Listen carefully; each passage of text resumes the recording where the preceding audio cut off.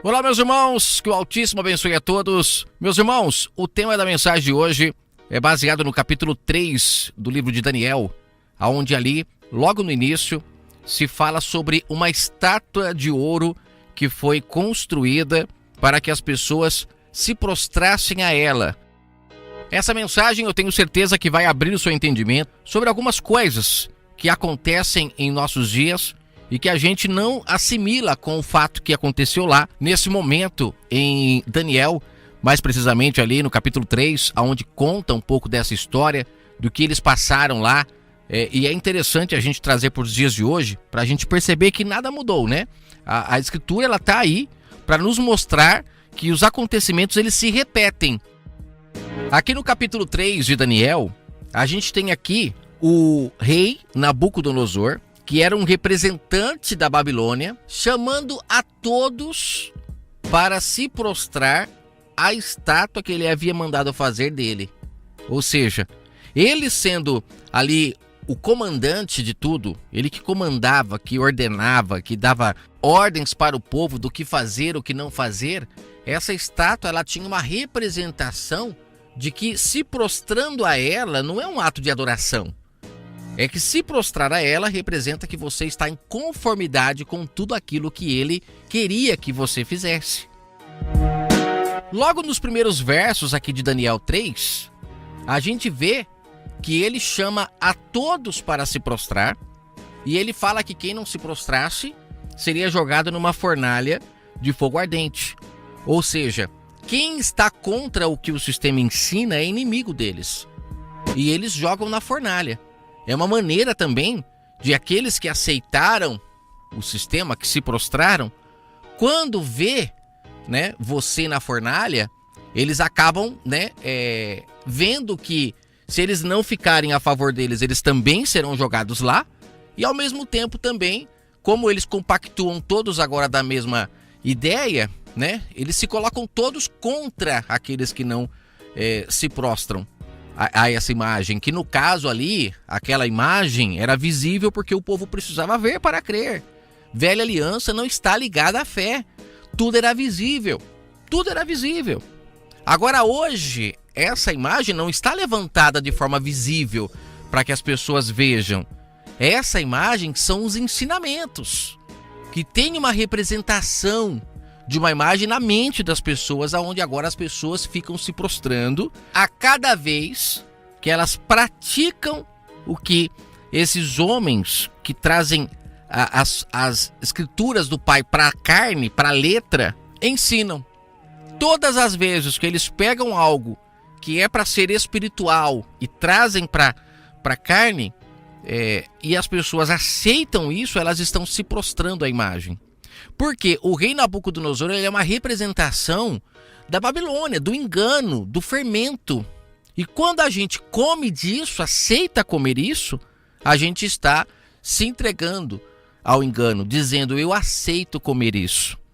É como, por exemplo, no caso de Sadraque, Mesaque e Abednego, que não aceitaram se prostrar à estátua, eles também, lá no capítulo 1, não aceitaram comer das iguarias do rei.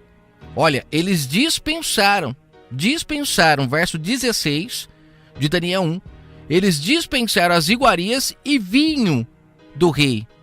E eles comiam no lugar disso o quê? Verduras. O que representa? Olha como que são sombras. O que representa essas verduras? Se a gente trazer para o mundo físico, a compreensão do Pai, ela é pura, ela é sem fermento. Representa o quê? Os legumes, as verduras. Agora, quando você quer comer alguma coisa fermentada, você faz o quê? Você pega os legumes, as verduras, e você faz um bolo, você faz um suco, você faz tantas coisas que perde o nutriente daquilo que é puro. Então essas iguarias continham nela, sim, as coisas do Altíssimo. Por quê? Porque ninguém consegue fazer um suco de limão sem um limão. Só que não é um limão, é uma iguaria, é um bem feito que fizeram do limão, um suco, um mousse, tantas coisas que as pessoas criam hoje, mas na verdade nada se compara à fruta no pé, aos legumes de forma integral, sem fermento, sem nenhum tipo de mistura.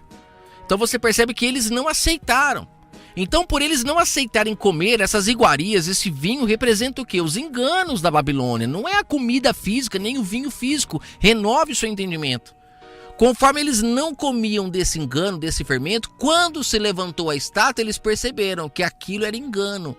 Que aquilo representava o quê? Representava que se você se prostrasse a ela, tudo o que o rei falasse, você estaria em conformidade. Eles não aceitaram. E com isso foram levados a quê? À fornalha. A serem o quê? Queimados.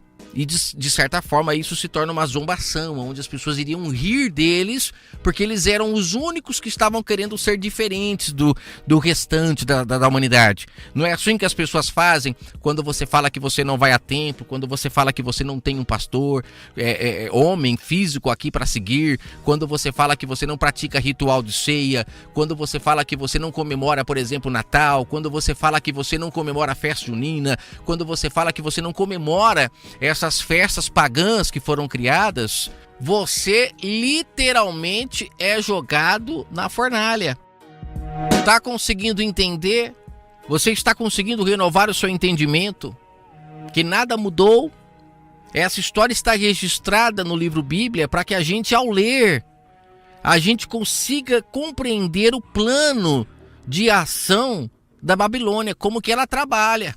E o interessante é que no contexto de Daniel 3 fala que eles usaram a música como ferramenta para que as pessoas se prostrassem. Na hora que tocasse a flauta, que tocasse o tambor, as pessoas se prostravam.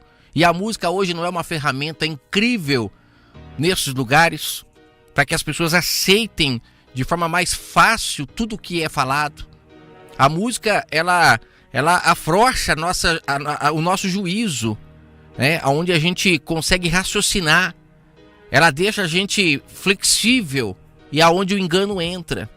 Imagine você uma porta firme de aço e de repente imagine um produto que faça com que essa porta se afrouxe. Ela de aço, ela não deixa nada passar, mas se ela começar a ficar mole como uma borracha, literalmente qualquer coisa vaza, entra por ela. Então a música tem esse poder com o nosso raciocínio, faz com que a gente deixe de ser racional e comece a aceitar os enganos da Babilônia com mais facilidade. Então esse se prostrar ali é aceitar o engano da Babilônia. E esse se prostrar ao som de música é porque a música é uma ferramenta muito forte utilizada para que a gente se prostre. E ao mesmo tempo, quando não nos prostramos, porque não aceitamos isso mais, porque paramos de comer dos enganos, paramos de comer das iguarias da Babilônia, do vinho podre da Babilônia, paramos de beber, não estamos mais embriagados. E aí automaticamente, pela Babilônia, somos considerados pessoas que não somos dignos de herdar o reino do céu. Aí já nos colocam no inferno, que ao morrermos, vamos para o inferno, não estaremos com o Pai, sempre colocando medo nas pessoas, que foi, eu acredito que o que colocaram nas pessoas lá na época, medo. Se você não se prostrar, você vai ser jogado na fornalha. E assim vive a humanidade, com medo de ir para o inferno, com medo de ser jogado na fornalha, vivem escravos do rei da Babilônia, dos enganos da Babilônia, praticando tudo que a Babilônia quer e sustentando a Babilônia. Nas escrituras existem muitas coisas que são literais, outras são sombras. Precisamos entender a sombra para não cairmos em armadilhas. A velha aliança, ela é uma sombra dos bens futuros. E o que eu considero como bens futuros? É você renovar o seu entendimento e compreender a riqueza de cada detalhe que precisou acontecer fisicamente para que a gente hoje, nascido do Espírito, pudesse abrir o entendimento espiritual para essas coisas. Eu finalizo aqui a mensagem falando sobre essa estátua, sobre a questão de se prostrar a ela através de um som musical, a questão de ser jogado na fornalha, né? Eu acredito que já deu para você entender. Fiquemos firmes, não comendo dos enganos, não comendo das iguarias da Babilônia. Quando fala de iguarias, só para finalizar, o que me vem à mente é o seguinte: você pega uma bandeja com maçã, banana, melancia, mamão, e do outro lado você tem um banquete com bolo de banana, bolo de melancia, tem suco de mamão, aquela mesa farta. O que você prefere? Essa mesa farta ou você prefere aquela bandeja com legumes, verduras? A bandeja com legumes e verduras é simples, mas é ali que está toda a riqueza, todos os nutrientes que você precisa. Agora, se você decidir ir pela mesa cheia de pratos deliciosos, tem o sabor, porque a Babilônia se beneficia da palavra do Pai. Só que não tem a verdade plena, não tem a verdade pura, a palavra não é pura e com isso você não consegue se achegar ao Criador. É assim que a humanidade está, praticando meias verdades, porque homens maus pegaram a velha aliança e estão trazendo ela até hoje, sabe, deturpando a palavra pura do Pai para se beneficiarem, porque se as pessoas renovarem o seu entendimento, eles não conseguem mais vender para ela essas bijuterias, esses enganos.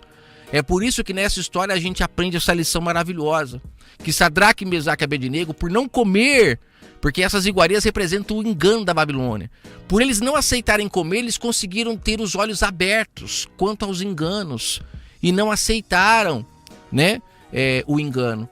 E aí quando foram jogados lá nessa fornalha, que representa hoje esses homens que jogam no inferno todos aqueles que não fazem o que eles querem, porque eles falam que o que eles querem é o que está certo. Só que eles estão fermentando a palavra do Pai. Eles estão pegando ali o limão e fazendo limonada, fazendo bolo, fazendo sorvete, fazendo mousse. Entende espiritualmente. O povo come que se lambuza, mas faz mal. Veja a humanidade hoje como está doente, os hospitais cheios. Por quê? Porque as pessoas não estão se alimentando direito isso fisicamente. Agora entenda aí espiritualmente. Por isso que as pessoas estão matando, roubando, estão estuprando, estão mentindo, fofocando e achando que estão santos porque praticam rituais de cegos, praticam obras da carne para tentar se achegar ao Pai. Mas aqueles que comem dos legumes, das verduras, que representa a palavra pura, esses não se prostram à estátua, aos enganos da estátua, mas vivem uma vida ligadas ao Pai.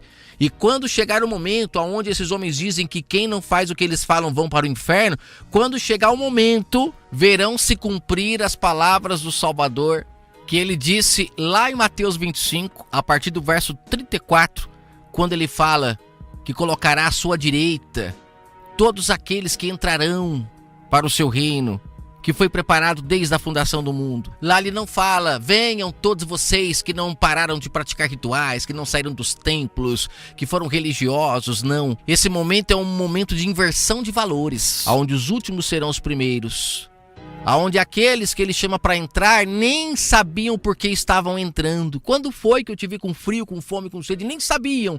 E já aqueles que achavam que entrariam vão ficar do lado de fora, porque simplesmente passaram uma vida praticando rituais de mortos. E ele deixou claro que após a sua morte no madeiro, a velha aliança era para se acabar. Ele aceitaria somente aqueles que o buscassem em espírito e em verdade. Não no monte mais, nem no templo, não de forma física, mas em espírito e em verdade. Esses são os verdadeiros adoradores. Que o Eterno abençoe a todos grandemente.